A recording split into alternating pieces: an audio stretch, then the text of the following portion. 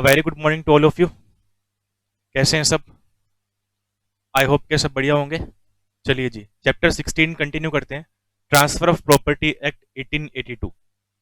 First class में हमने discussion की थी, बेसिक इंट्रोडक्शन पढ़ा था कि टीपीए एक्ट क्या है, कौन कौन सी ट्रांजेक्शन्स पे टीपीए एक्ट एप्लीकेबल है और किन पे एप्लीकेबल नहीं है।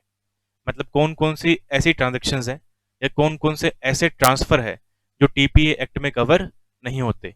उसके बाद हमने एब्सोल्यूट इंटरेस्ट के बारे में डिस्कशन की थी। ठीक है, चलिए जी, आज का जो हमारा फर्स्ट टॉपिक है that is vested and contingent interest.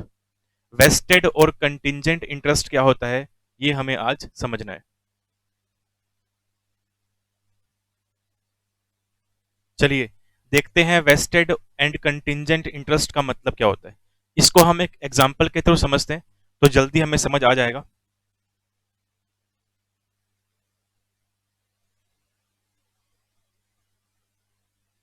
सबसे पहले हम वेस्टेड इंटरेस्ट का मतलब समझेंगे कि वेस्टेड इंटरेस्ट क्या होता है।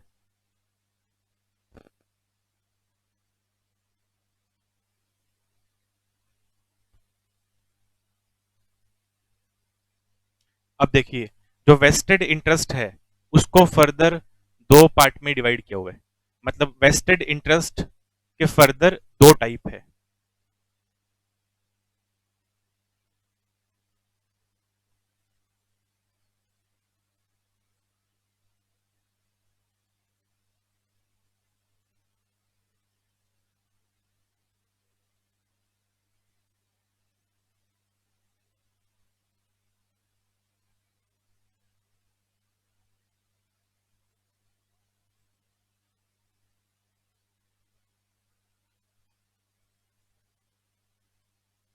देखिए, जो हमारा वेस्टेड इंटरेस्ट टॉपिक है इसको फर्दर दो पार्ट में डिवाइड किया हुआ है।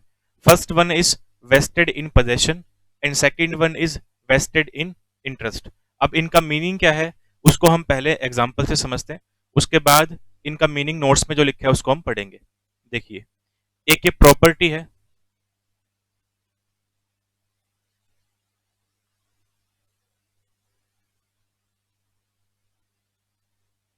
इस प्रॉपर्टी का ओनर ए है। इस प्रॉपर्टी का मालिक कौन है? ए नाम का पर्सन है जो इस प्रॉपर्टी का, इस हाउस का मालिक है। ए ने क्या किया, इस प्रॉपर्टी को बी को दे दिया फॉर लाइफ। ए ने अपना ये घर बी को दे दिया और परमानेंटली नहीं दिया, ओनली फॉर लाइफ दिया है। फॉर लाइफ का मतलब अब हमें पता है कि सर फॉर लाइफ का मीनिंग क्या होगा कि जब तक बी अलाइव है, जब तक बी जिंदा है, इस घर को एंजॉय कौन करेगा? बी एंजॉय करेगा। पर बी के पास प्रॉपर्टी सेल करने का अधिकार नहीं आया, प्रॉपर्टी को सेल करने का राइट बी के पास नहीं है। बी इस घर को एंजॉय कर सकता है, इसमें रह सकता है। ठीक है, और जैसे ही बी की डेथ हो जाएगी तो ये प्रॉपर्टी किसके पास जाएगी? सी के पास जाएगी। ये प्रॉपर्टी किसके पास जाएगी? सी के पास जाएगी। ठीक है, अब वेस्टेड इन पोजेशन क्या हुआ? वेस्टेड इन पोजेशन का मतलब है प्रेजेंट में ही प्रॉपर्टी की पोजेशन किसी के पास चली जाना। अब जैसे यहां पे ए ने अपना ये घर बी को दिया फॉर लाइफ, तो प्रेजेंट में प्रॉपर्टी का पोजेशन किसके पास चला गया? बी के पास चला गया। तो इसके लिए बन जाएगा वेस्टेड इन पोजेशन। मतलब वेस्टेड इन पोजेशन में क्या होगा? प्रेजेंट में ही जब एग्रीमेंट हुआ, जब कॉन्ट्रैक्ट हुआ, उसी टाइम पे पोजेशन भी दूसरी पार्टी के पास, सामने वाली पार्टी के पास चला जाता है। इसको बोलते हैं वेस्टेड इन पोजेशन। अब यहां पे जब बी की डेथ होगी उसके बाद प्रॉपर्टी किसके पास जाएगी? सी के पास जाएगी। तो इसका जो इंटरेस्ट है उसको हम बोलेंगे वेस्टेड इन इंटरेस्ट। मतलब वेस्टेड इन पोजेशन के अंदर प्रॉपर्टी का पोजेशन प्रेजेंट में ही सामने वाली पार्टी के पास, ट्रांसफरी के पास चला जाएगा। और वेस्टेड इन इंटरेस्ट में जो पोजेशन है वो कब जाएगा? फ्यूचर में जाएगा। क्योंकि जब आज एग्रीमेंट हुआ, आज एग्रीमेंट हुआ किन के बीच में है? ए, बी और सी, तीनों प्रेजेंट थे, जब ये एग्रीमेंट हुआ और ए ने आज प्रॉपर्टी बी को दी है फॉर लाइफ, जब तक बी जिएगा तब तक प्रॉपर्टी को बी यूज करेगा, और सी वेट करेगा कि कब बी मरे और कब मेरे पास प्रॉपर्टी आए। तो प्रेजेंट में प्रॉपर्टी किसके पास गई? बी के पास गई। तो इस प्रॉपर्टी को लेकर के बी का इंटरेस्ट कैसे बनेगा? वेस्टेड इन पोजेशन बनेगा।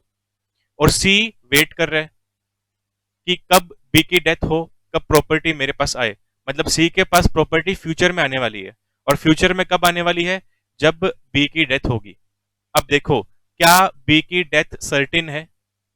कभी ना कभी तो डेथ होगी ना। हमें ये नहीं पता कि बी की डेथ कब होगी, 1 साल के बाद, 2 साल के बाद, 50 साल के बाद, 100 साल के बाद, ये नहीं पता हमें, पर डेथ तो होगी, ये कंफर्म है। तो मतलब वेस्टेड इन इंटरेस्ट के अंदर प्रॉपर्टी फ्यूचर में तीसरी पार्टी के पास डेफिनेटली जाएगी जाएगी, चाहे कुछ भी हो जाए। ठीक है, तो जब भी बी की डेथ होगी तब प्रॉपर्टी सी के पास जाएगी, और सी के पास पोजेशन कब आएगा? फ्यूचर में आएगा। जबकि एग्रीमेंट कब हो चुका है? आज ही हो चुका है। तो वेस्टेड इन पोजेशन के अंदर कॉन्ट्रैक्ट आज एग्जीक्यूट होगा और पोजेशन भी आज ही ट्रांसफर होगा। और वेस्टेड इन इंटरेस्ट के अंदर कॉन्ट्रैक्ट आज एग्जीक्यूट होगा पर पोजेशन फ्यूचर में आएगा। ठीक है, ये मीनिंग बनता है वेस्टेड इंटरेस्ट का। तो वेस्टेड इंटरेस्ट का कंप्लीट मीनिंग क्या बना? वेस्टेड इंटरेस्ट का मतलब है जब हम किसी प्रॉपर्टी को लेकर के प्रॉपर्टी का इंटरेस्ट किसी और पर्सन को दे देते हैं, और डेफिनेटली जाएगा ही जाएगा इंटरेस्ट, कोई कंटिजेंसी नहीं है, कोई डाउट नहीं है, यहाँ पे इंटरेस्ट जाएगा ही जाएगा। वो बात अलग है कि वेस्टेड इन पोजेशन में इंटरेस्ट आज ही ट्रांसफर हो जाएगा, और जबकि वेस्टेड इन इंटरेस्ट के अंदर जो इंटरेस्ट ट्रांसफर होना है वो फ्यूचर में होगा, पर वो डेफिनेट है, ट्रांसफर होगा ही होगा। ये मीनिंग बनता है वेस्टेड इंटरेस्ट का। अब अगर हम इसका जो मीनिंग है शॉर्ट फॉर्म में नोट करें तो क्या बनेगा? देखिए, वेस्टेड इन पोजेशन के अंदर कॉन्ट्रैक्ट एग्जीक्यूट कब होगा? प्रेजेंट में होगा। एंड पोजेशन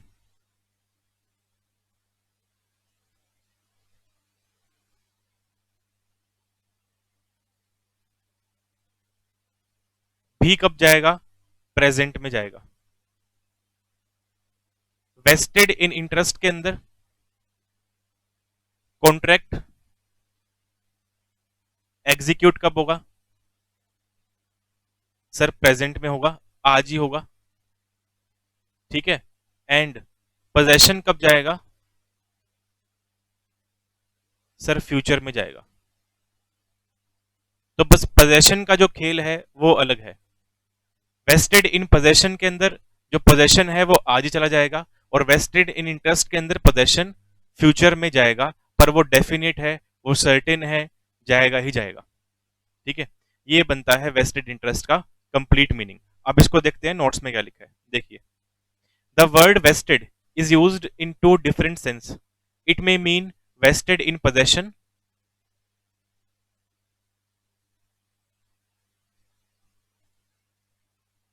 और वेस्टेड इन इंटरेस्ट। ये कह रहा है कि जो वेस्टेड वर्ड है, जो वेस्टेड वर्ड है उसके दो अलग अलग मतलब बनते हैं, और वो दो अलग अलग मतलब बनने के टॉपिक कौन कौन से हैं? वेस्टेड इन पोजेशन और vested in interest. A right is said to be vested in possession when it is a right to present possession of the property, and it is said to be vested in interest when it is not a right to present possession but a present right to future possession। अब देखिए, ये कह रहा है कि wasted in possession का मतलब क्या होगा? जहां पे एक पर्सन के पास प्रॉपर्टी का पोजेशन आज ही आ गया है और कॉन्ट्रैक्ट भी आज एग्जीक्यूट हो गया। ठीक है, और वेस्टेड इन इंटरेस्ट में क्या होता है? प्रेजेंट में पोजेशन नहीं आएगा, पोजेशन कभी फ्यूचर में आएगा, पर राइट उसका आज ही क्रिएट हो गया। जैसे हमने एग्जांपल लिया ए बी सी का, ए ने प्रॉपर्टी फॉर लाइफ बी को दी और बी के बाद प्रॉपर्टी सी के पास जाएगी। ये डिफाइन कब हो गया? डिफाइन तो हमने आज ही कर दिया, मतलब कभी ना कभी फ्यूचर में सी के पास राइट आएगा उस प्रॉपर्टी को लेकर के, ये हमें आज ही पता लग गया। पर वो राइट तो आज आ गया, पर पोजेशन कब आएगा? पोजेशन बी की डेथ के बाद आएगा।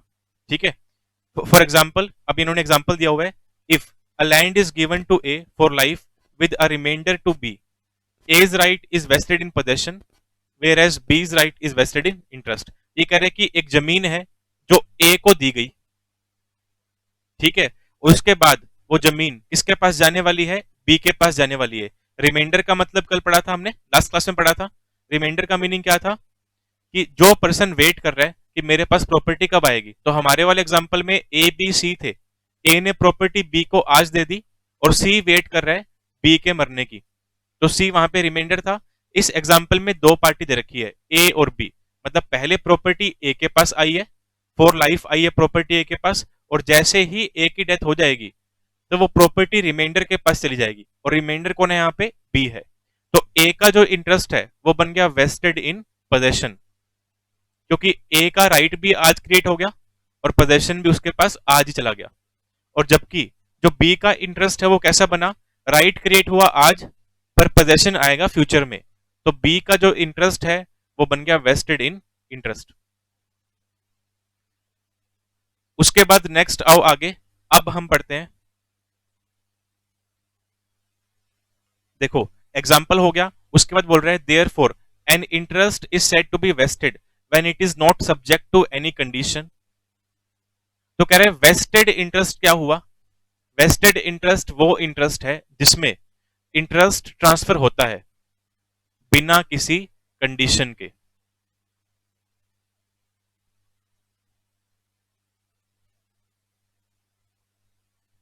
कंडीशन की बात है, क्या बोल रहे हैं कि जब भी वेस्टेड वाला केस आएगा, वेस्टेड वाले केस के अंदर प्रॉपर्टी हमेशा ट्रांसफर होगी, ठीक है, उसमें कंडीशन होगी नहीं, या तो कोई कंडीशन नहीं होगी या फिर कंडीशन होगी तो कंडीशन ऐसी होगी जो डेफिनेटली पूरी होती है। जैसे अभी हमने एग्जाम्पल लिया था, हमारे वाले एग्जाम्पल के अंदर ए ने प्रॉपर्टी दी बी को, और बी के बाद प्रॉपर्टी किसके पास जानी है, सी के पास जानी है। तो सी को प्रॉपर्टी कब मिलेगी, जब बी की डेथ होगी तब मिलेगी, ठीक है, सी को प्रॉपर्टी कब मिलेगी, जब बी की डेथ होगी तब मिलेगी, ऐसा बोला गया सी को। अब अब आप खुद सोचो कि बी की जो डेथ है क्या वो सर्टेन है। पहले तो ये देखो कि क्या सी को प्रॉपर्टी मिलने से पहले कोई कंडीशन पूरी होनी जरूरी है।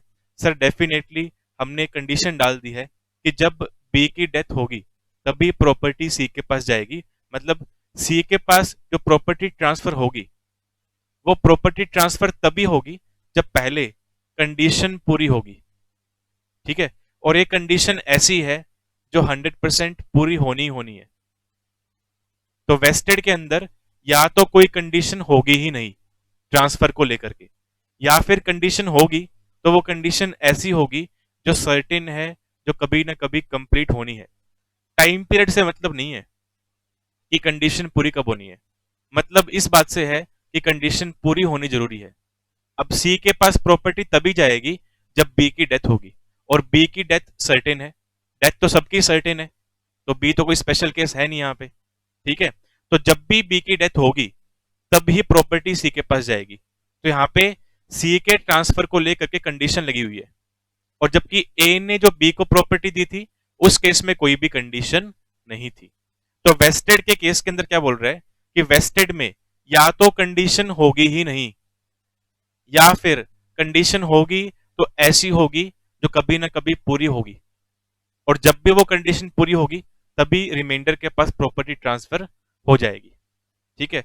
अब कंडीशन, यहां पे वर्ड लिखा हुआ है प्रेसिडेंट, प्रेसिडेंट का मतलब पहले, before, that is when it is to take effect on the happening of an event which is certain,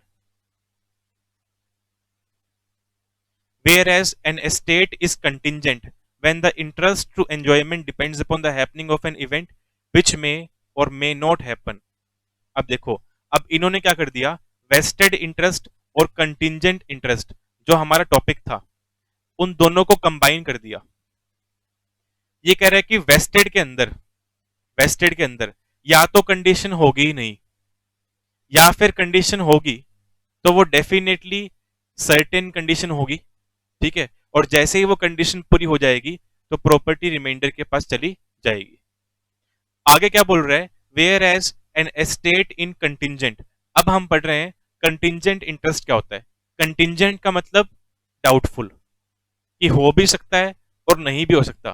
तो कंटिंजेंट इंटरेस्ट का मीनिंग क्या बना, इसको भी हम एग्जाम्पल से समझेंगे। देखिए, अब हम पढ़ रहे हैं कंटिंजेंट इंटरेस्ट क्या होता है।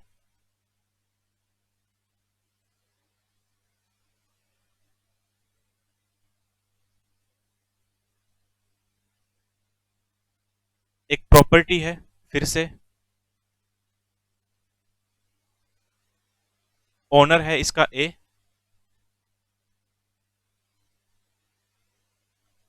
ए ने बी को क्या बोला कि तू सी से शादी कर ले। ए ने बोला बी को कि तू सी से मैरिज कर ले, शादी कर ले, तो मेरा ये घर तेरा हो जाएगा। जो ये मेरा घर है वो मैं तेरे को दे दूंगा, ठीक है। ऐसा ए ने बोला बी को। अब आप सोचो कि यहाँ पे ए ने अपना घर बी को ट्रांसफर करने के लिए कोई कंडीशन इंपोज की है। सर डेफिनेटली इंपोज की है, ठीक है। डेफिनेटली कंडीशन इंपोज की गई है बी के ऊपर। अगर बी को ये प्रॉपर्टी लेनी है, ये घर लेना है, तो बी को क्या करना पड़ेगा, सी से शादी करनी पड़ेगी। अब बी सी से शादी करे, ये जरूरी है? क्या पता बी ने कोई और पसंद कर रखी हो लड़की, ठीक है। मान लो कोई एक्स नाम की लड़की है, बी उससे शादी करना चाहता है, कुछ भी हो सकता है। तो जो कंडीशन लगाई गई है बी के ऊपर, मे हैपन और मे नॉट हैपन।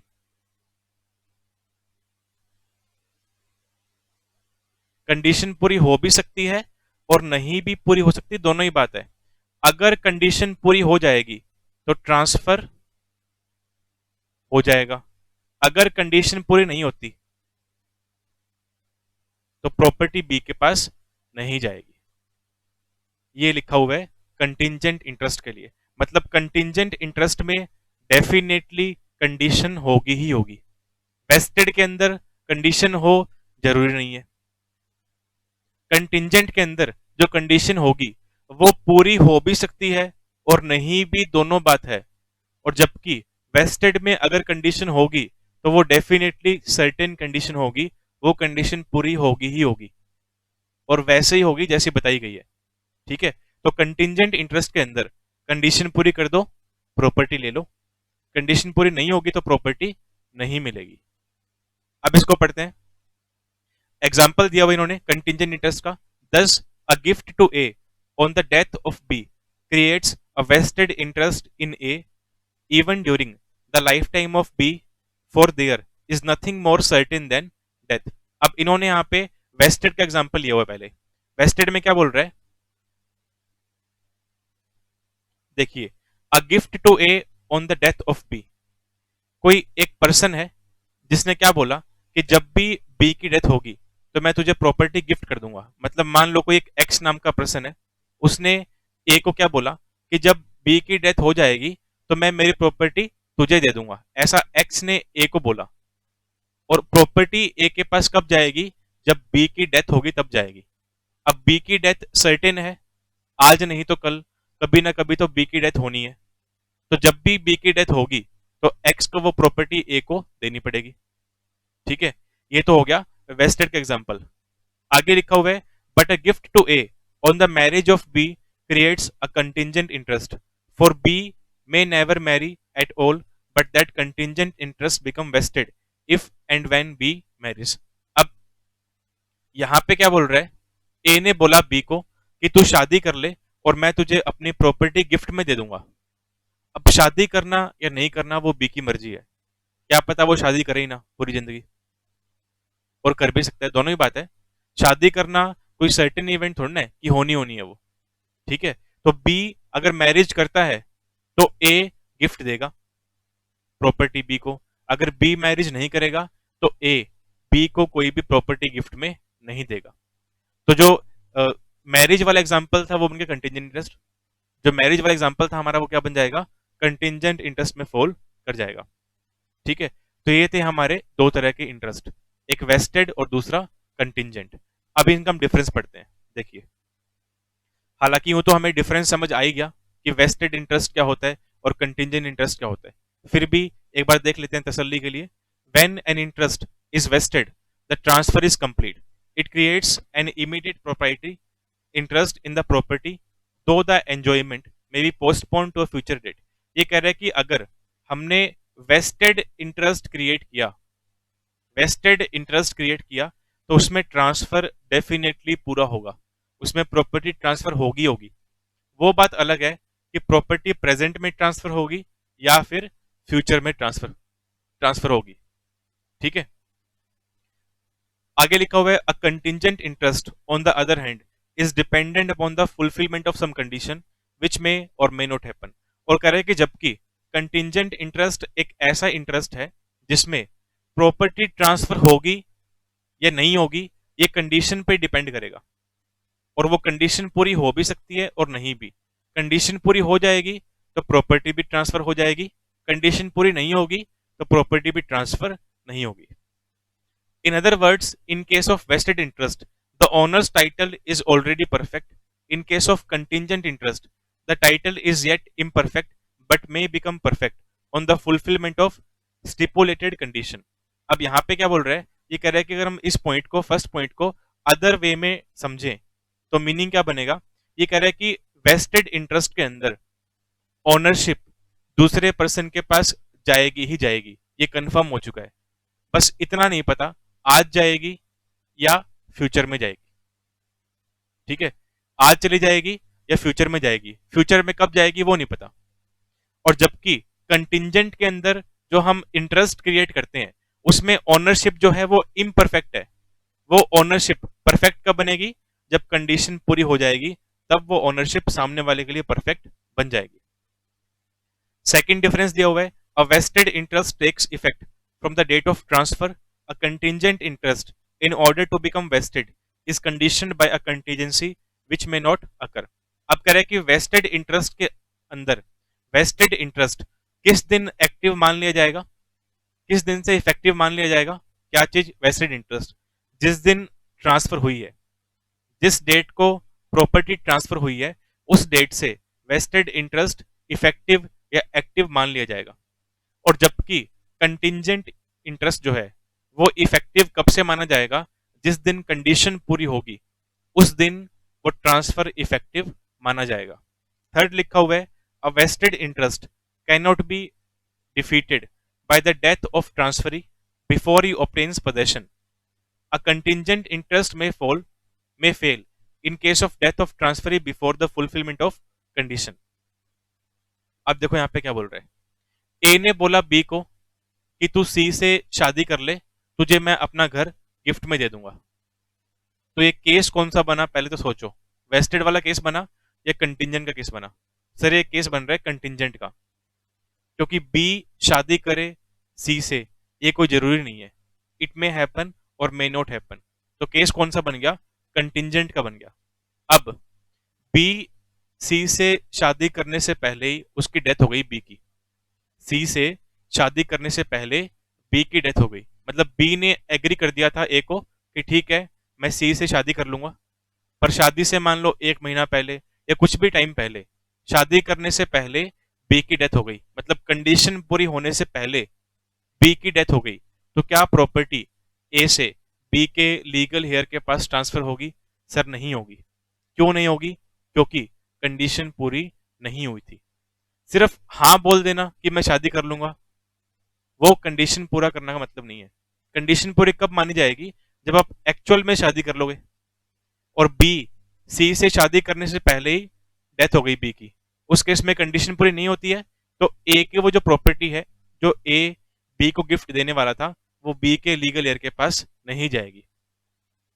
ठीक है, ये तो हुआ कंटिंजेंट इंटरेस्ट का केस। मतलब कंटिंजेंट इंटरेस्ट के अंदर अगर कंडीशन पूरी होने से पहले ट्रांसफरी कौन था? बी।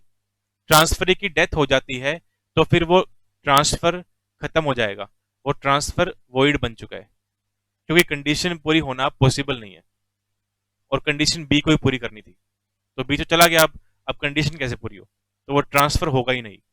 वेस्टेड के अंदर, वेस्टेड के अंदर चाहे ट्रांसफर की डेथ हो गई हो, ट्रांसफर होने से पहले, प्रॉपर्टी ट्रांसफर होने से पहले ही ट्रांसफर की डेथ हो गई, कॉन्ट्रैक्ट एग्जीक्यूट होने के बाद, राइट क्रिएट होने के बाद ट्रांसफर की डेथ हो जाती है, प्रॉपर्टी ट्रांसफर होने से पहले, उस केस में प्रॉपर्टी बी के लीगल हेयर के पास, ट्रांसफर के लीगल हेयर के पास जाएगी। तो मतलब वेस्टेड इंटरेस्ट के अंदर पोजेशन और ओनरशिप ट्रांसफर होगी ही होगी, चाहे ट्रांसफर की डेथ पहले हो जाए, क्योंकि वेस्टेड इंटरेस्ट के अंदर कोई कंडीशन होती नहीं है, या फिर कंडीशन होती है तो वो डेफिनेटली पूरी होती है।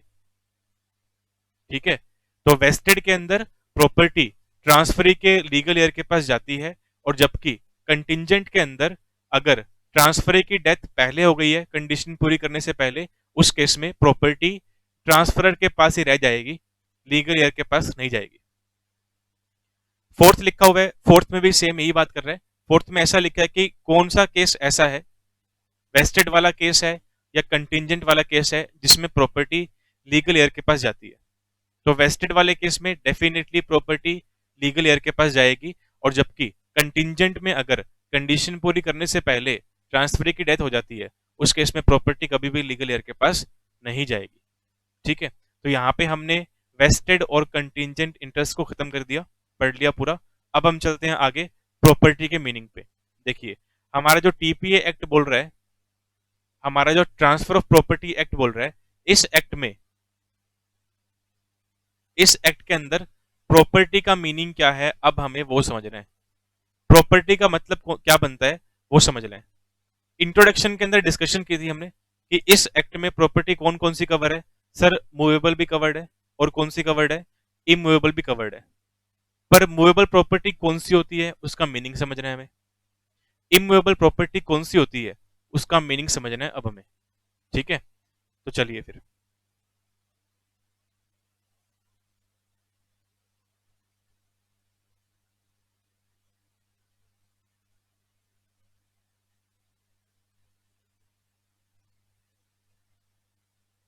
चलिए जी, देखिए प्रॉपर्टी का मतलब क्या है, मूवेबल का मीनिंग क्या बनेगा, और इमूवेबल का मीनिंग क्या बनेगा।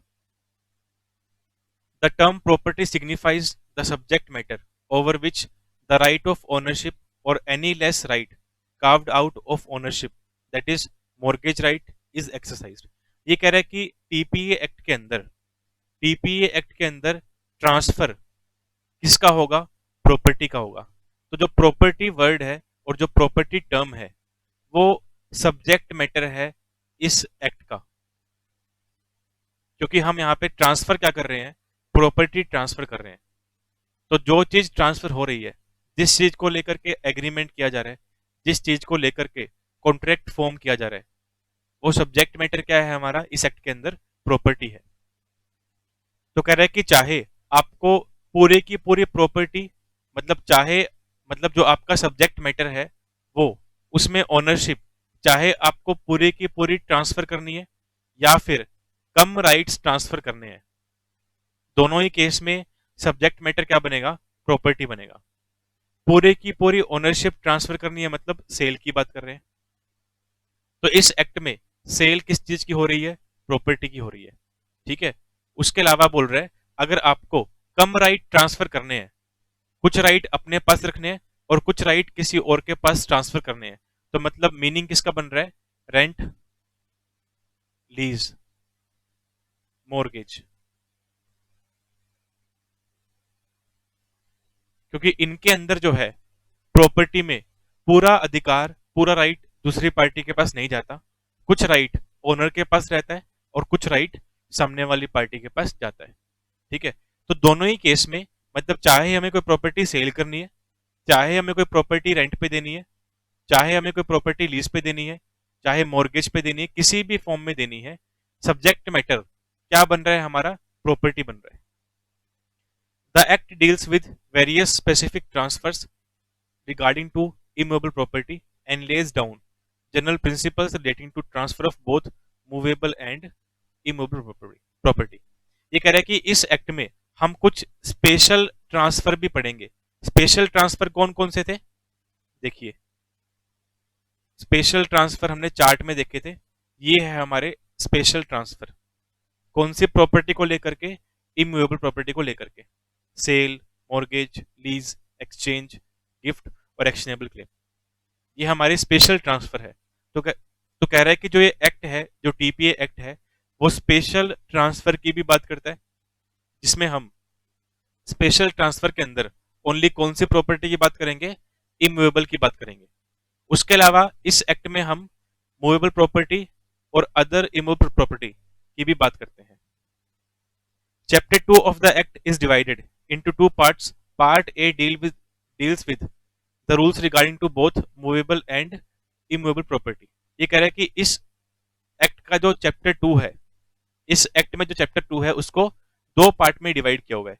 जो पार्ट ए है वो बात करता है transfer of movable and immovable property, और जो पार्ट बी है वो ओनली बात करता है किसकी? ट्रांसफर ऑफ इमूवेबल प्रॉपर्टी की। The other chapter of the act deal with transfer such as sale, mortgage, lease, gift, exchange and actionable claim, जिसको हम स्पेशल ट्रांसफर बोल रहे हैं। The rules regarding to these transactions are referred to as rules governing special transfer to immovable property. The fundamental rule relating to all transfer is that a transfer cannot be affected in any other way except as provided under the act.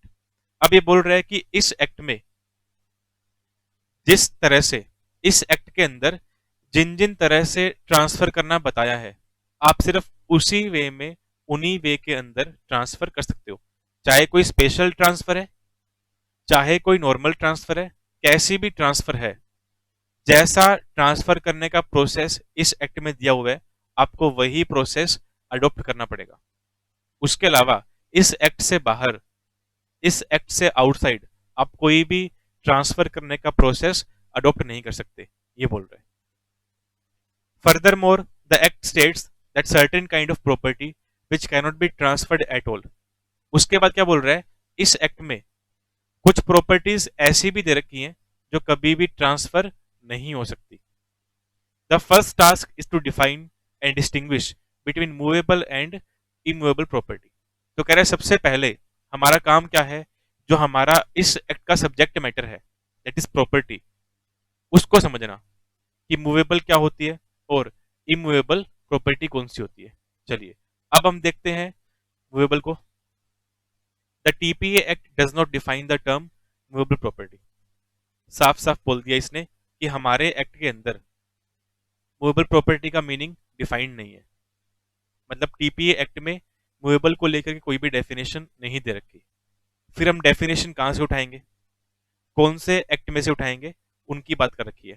Therefore, it is to be defined with the help of other statutes. अब कह रहा है कि TPA act के अंदर movable property क्या है define नहीं की हुई, तो मूवेबल प्रॉपर्टी का मतलब हम कहां से लेंगे?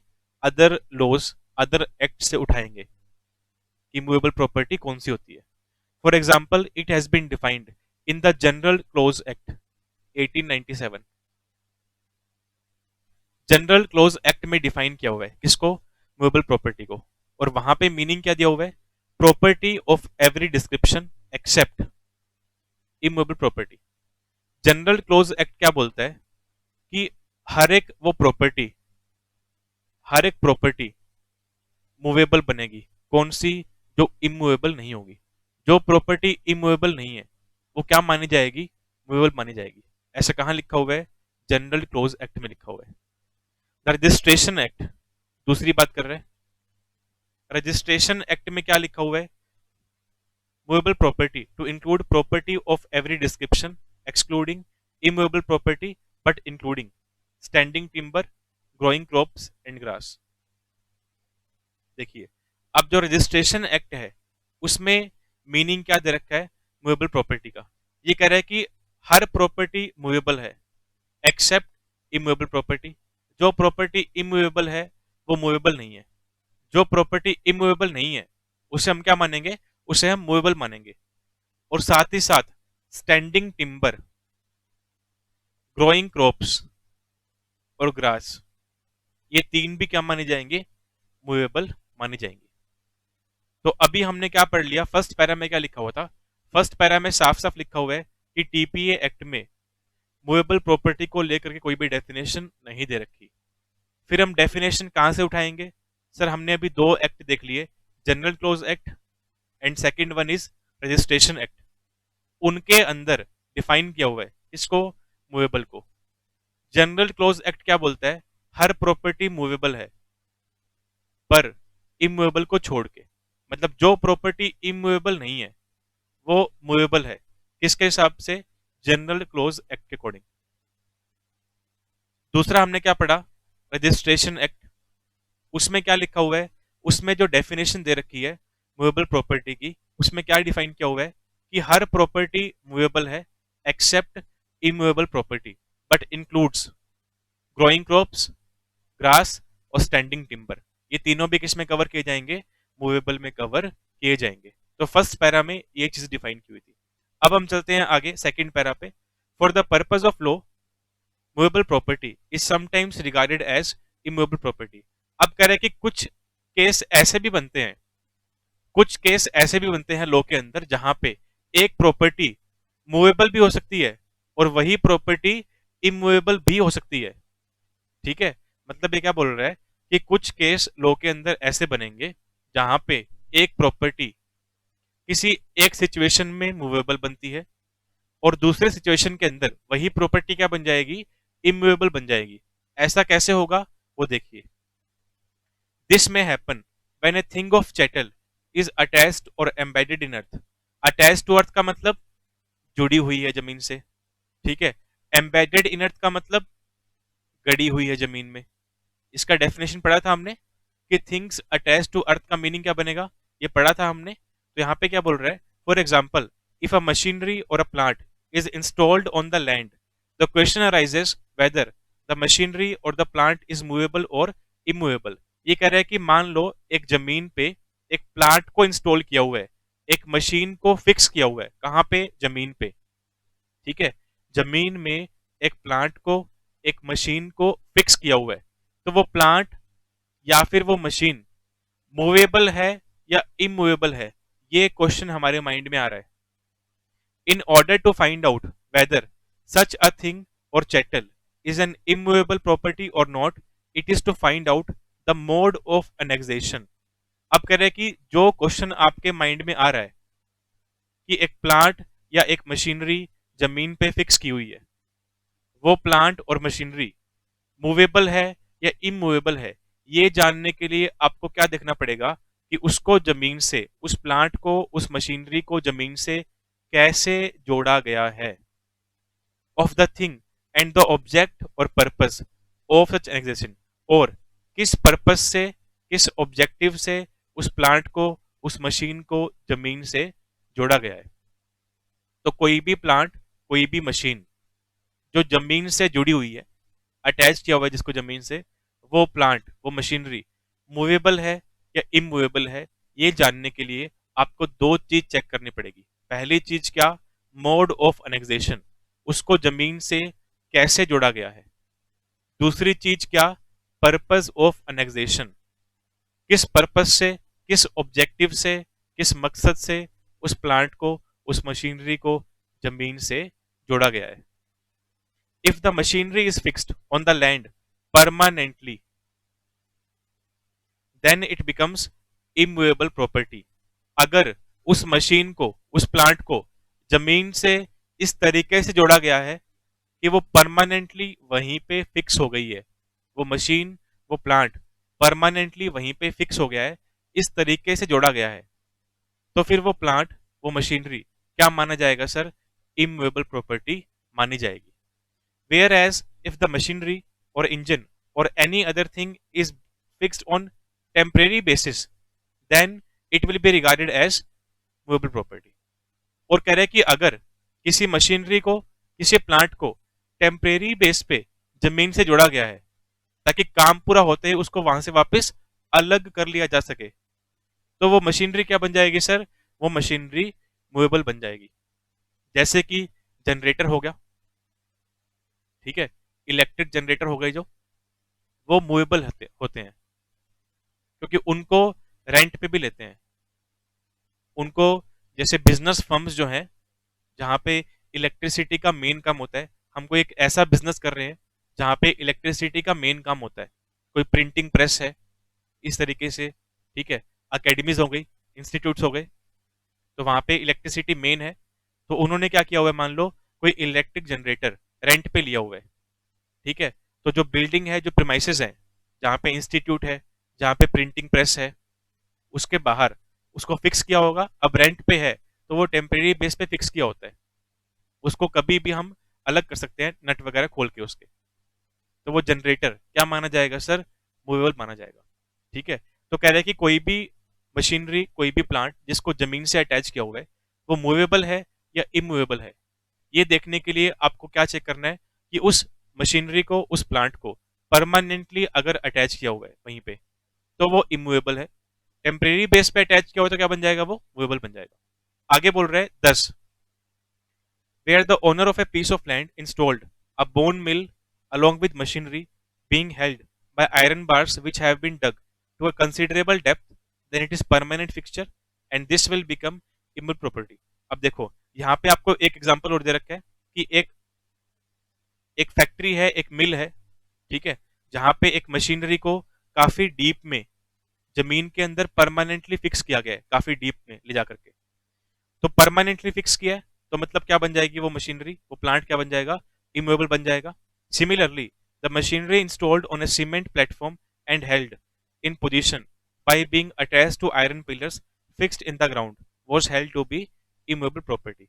अब यहाँ पे क्या बोल रहा है, कोई एक ऐसी मशीन जिसको हमने सीमेंट से कवर कर दिया, मशीन का जो बेस है, मशीन का जो बॉटम एरिया है, उसको हमने जमीन के साथ सीमेंट से कवर कर दिया, सीमेंट से अटैच कर दिया, ठीक है, और साथ में आयरन पिलर से भी अटैच कर दिया उस मशीन को, तो परमानेंटली फिक्स किया गया ऐसा माना जाएगा, और वो मशीन क्या बन जाएगी सर, इमूवेबल बन जाएगी।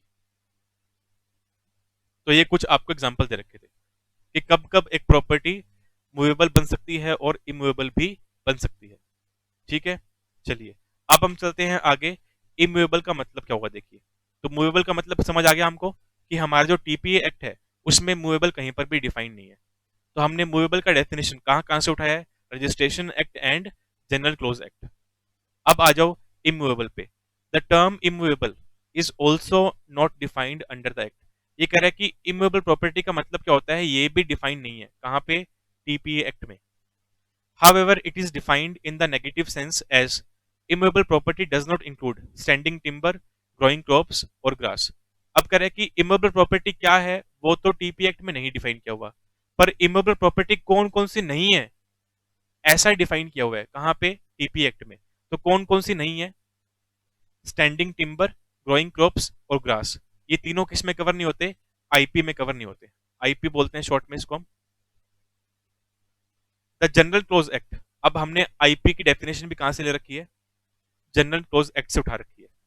IP but not exhaustively, it states IP shall include land, benefits to arise out of land and things attached to earth और permanently fastened to anything attached to earth. General close Act के अंदर IP का मतलब क्या define किया हुआ है, ये कह रहा है कि जमीन आईपी है, कोई भी ऐसा बेनिफिट जो जमीन से मिल रहा है, कोई भी ऐसा बेनिफिट जो जमीन से आ रहा है, वो बेनिफिट भी क्या माना जाएगा, आईपी माना जाएगा। और तीसरा, कोई भी ऐसी चीज जो जमीन से अटैच की हुई है। अब जमीन क्या है, जमीन तो आईपी है, ठीक है। जमीन पे हमने कोई वॉल बना रखी है, वॉल पे कोई विंडो है, कोई गेट है, तो वो भी क्या बन जाएगा, आईपी बन जाएगा। ऐसा लिखा हुआ है, थिंग्स अटैच टू अर्थ और permanently fastened to anything attach to earth. ये कह रहा है कोई भी ऐसी चीज जो जमीन से जुड़ी हुई है, दीवार हो गई, उस दीवार पे हमने परमानेंटली कोई विंडो, कोई डोर बनाया हुआ है, तो विंडो और डोर भी क्या माने जाएंगे, आईपी माने जाएंगे।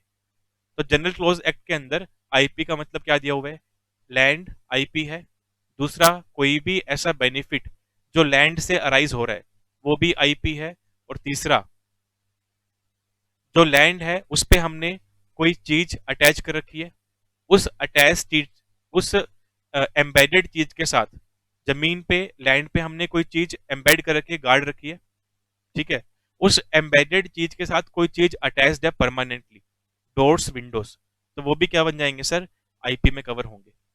आगे लिखा हुआ है if the definitions of IP as given in TPA act, general close act and registration act are view together.